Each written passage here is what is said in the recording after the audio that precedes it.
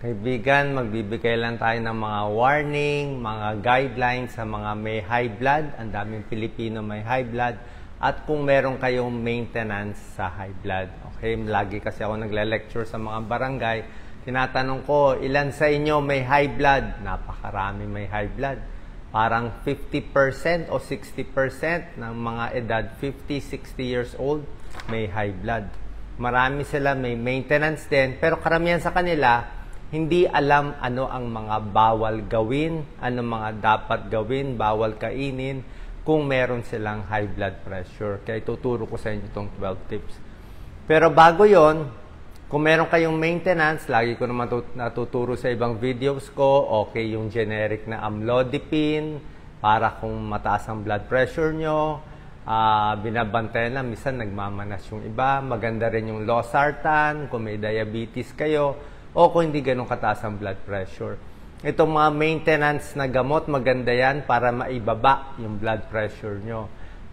Sa mga pag-aaral, dagdag 9 na taon. Dagdag 9 years sa life expectancy mo. So kung yung buhay nyo dapat up to 70 years old. Pag naka-maintain kayo sa high blood, aabot ng 79. Ganun. Dagdag kasi siya. Nako-control yung blood pressure. Kaya ang gusto ko, yung mga nakikinig sa akin, mga followers ko, mas maganda wala pa sa 140/90 ang blood pressure nyo. Yun talaga pakiusap ko sa inyo, huwag nyo papalampasin sa 140/90. Kasi baka meron nakikinig sa atin, 160 blood pressure o 180 ang blood pressure o iba 200, binabaliwala. Sa lahat ng bagay, ito hindi dapat baliwalain ang high blood. Yung diabetes, pag hinayaan mo, matagal pa yun pero delikado diabetes pag hinayaan mo. May komplikasyon din. Ang cholesterol, hayaan mo mataas, matagal pa yun bago magbara sa ugat. Pero ang high blood, pag hinayaan mo, within 1 day, 2 days, pwede tayo ma-stroke. So gusto ko, less than 140/90. Pero yung 140/90, hindi yan yung pinakamagandang number. Parang minimum lang yan.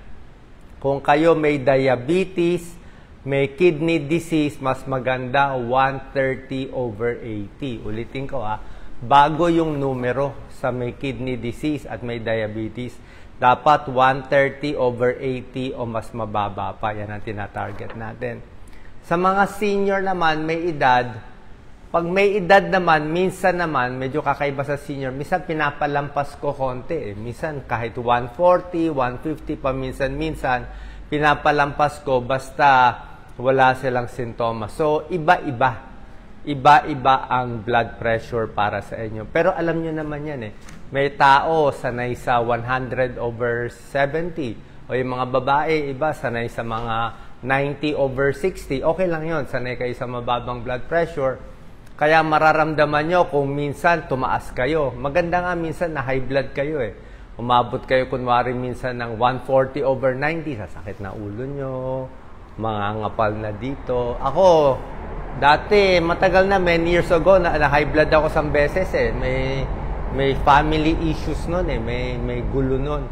So, naramdaman ko, bakit parang mabigat? Tapos, chinek ko blood pressure ko, 140/90. So, ibig sabihin, mataas na yun para sa akin. Mafe-feel mo iba, parang makapal siya. So, kung ano yung sintomas mo nung high blood ka, tandaan mo na. Yun na ang warning sign na para sa'yo. Hindi pare-pareho ang tao. Ano tong 12 tips kailangan natin alam? Number 1, yung alat ng kinakain nyo, babawasan. Kanina kumakain ako ng sinigang na baboy Okay naman sinigang na baboy. Kaya lang, kinain ko yung gulay. Hindi ko na nilagyan ng patis. Diba masarap ang patis sa sinigang. Pero hindi ko nilagyan kasi bawal ang salty foods. Kung may manas, may high blood, takot kayo sa high blood, wag na maalat. Kasi maalat na ang pagkain natin. Pag binawasan mo yung alat sa pagkain, bababa ang blood pressure mo. Number 2, bawal ang alak kung umiinom kayo ng gamot sa high blood. Bakit bawal ang alak? Yung alak at gamot mo sa high blood, naghahalo. Nagmimix siya hindi po pwede. Pag umiinom ka, naglalasing ka, tapos iinom ka ng gamot sa high blood, pwedeng lumakas yung gamot, pwedeng bumagsak ang blood pressure mo. So, maglolo ko yung blood pressure mo kung malakas ang inom mo ng alak. Kaya hindi nga pwede pagsabay. Alak, halos lahat ng gamot, yung mga may antidepressant sa mental health, bawal uminom ng alak, magugulo yung dosis ng gamot mo. Number 3, na bawal din, dapat ingatan na lang, hindi ko na lang pagbabawal.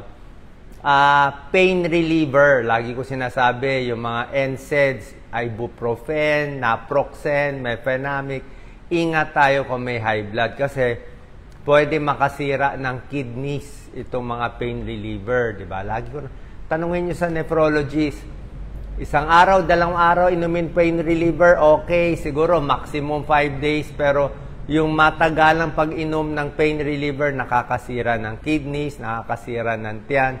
Bakit pa ba binibenta yan? Siyempre, binibenta yan sa tamang gamit. Sa tamang gamit. Meron namang pinanggagamitan na tama din.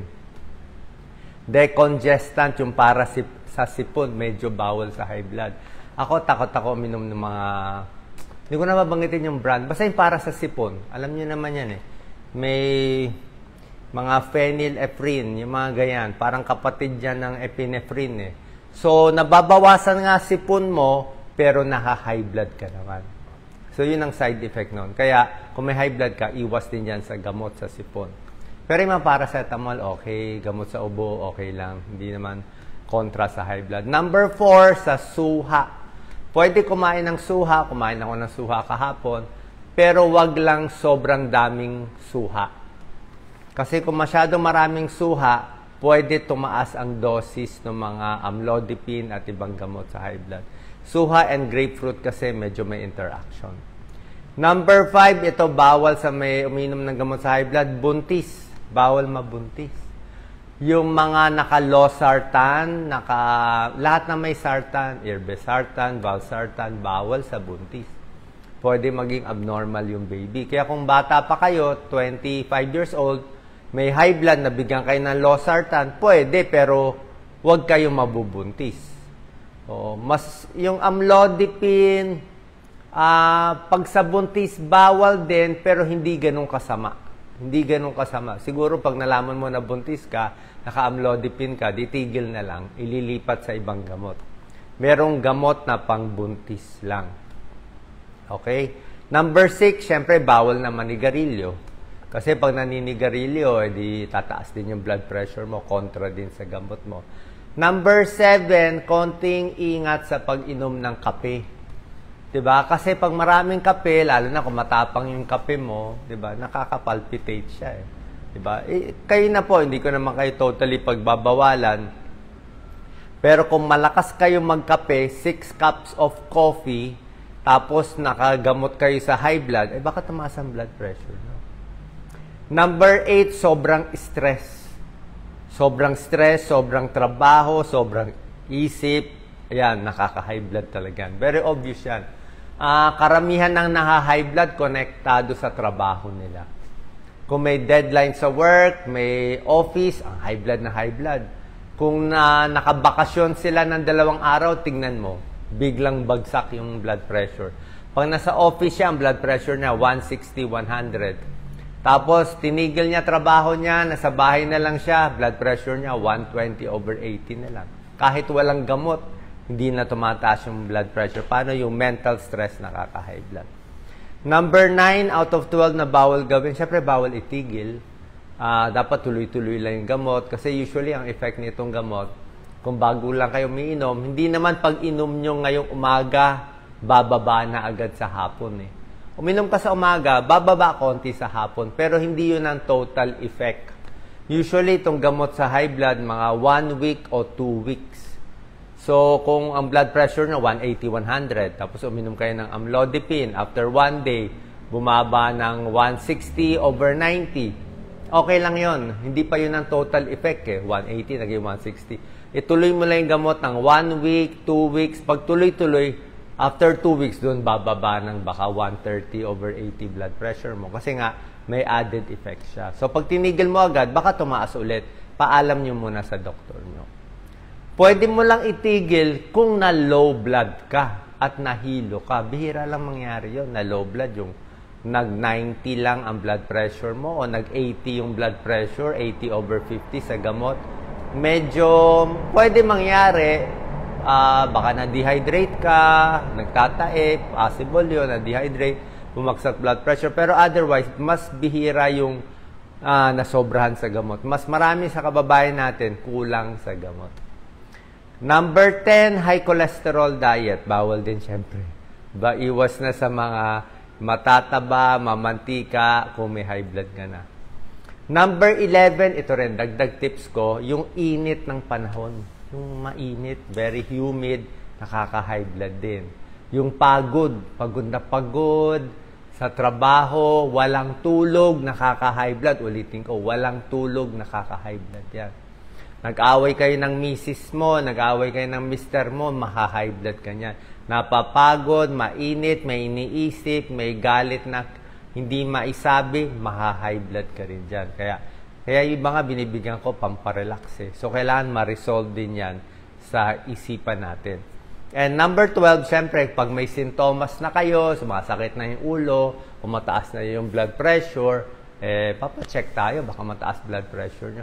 Yung iba, pumuputok yung ugat sa mata, yung may dugo.